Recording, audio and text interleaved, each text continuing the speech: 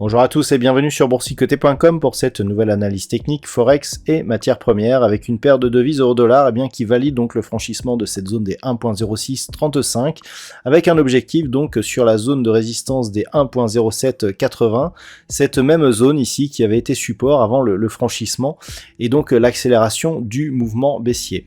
Tant que les cours ici restent sous cette zone, il y a toujours une possibilité de repartir à la baisse et auquel cas nous aurions cette zone de support qui se transformerait donc en zone de résistance, ce qui serait un signal de poursuite du mouvement baissier. Toutefois, si les cours repassaient au-dessus de cette zone ici des 1.0780, on aurait un signal de neutralisation. Pour repasser en dynamique haussière, il faudrait casser un précédent point haut significatif avec par exemple cette zone de résistance intermédiaire des 1.0940.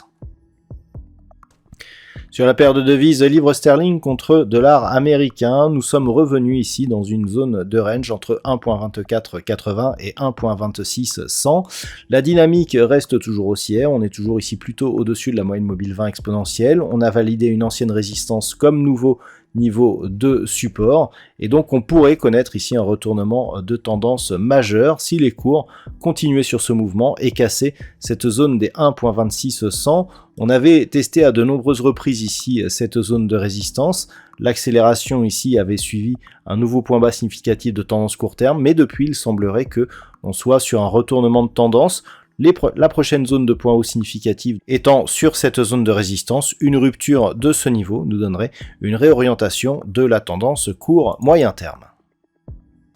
Sur l'or, nous sommes là aussi dans un mouvement de retour sur des niveaux qui ont déjà été ici des phases de neutralisation. Je parlais du range ici entre 1850 et 1910 $ l'once. Nous avions une zone intermédiaire ici à 1880.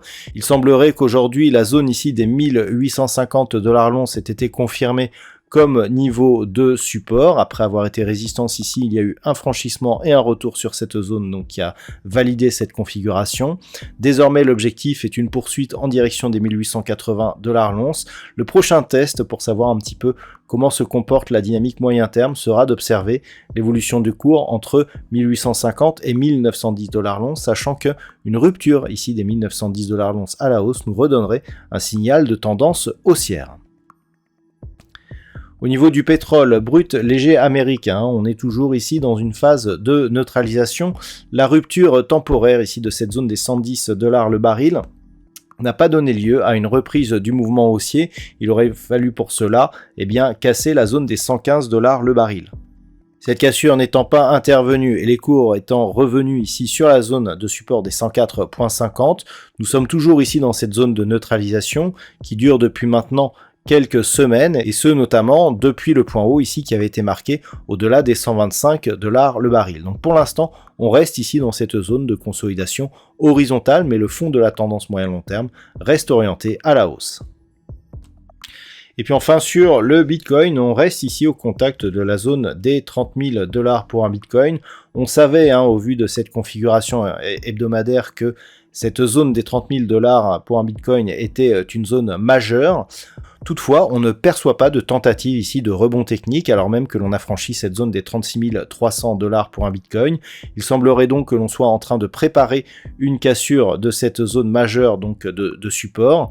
À noter qu'en cas de cassure donc de ce niveau, l'objectif serait un retour possible sur la zone des 15 000 $ pour un Bitcoin. Voilà donc ce que l'on peut dire sur cette analyse technique Forex, matières premières et crypto-monnaies. Je vous souhaite de passer une très bonne soirée. On se retrouve dès demain pour d'autres analyses techniques, toujours sur le site boursicoté.com.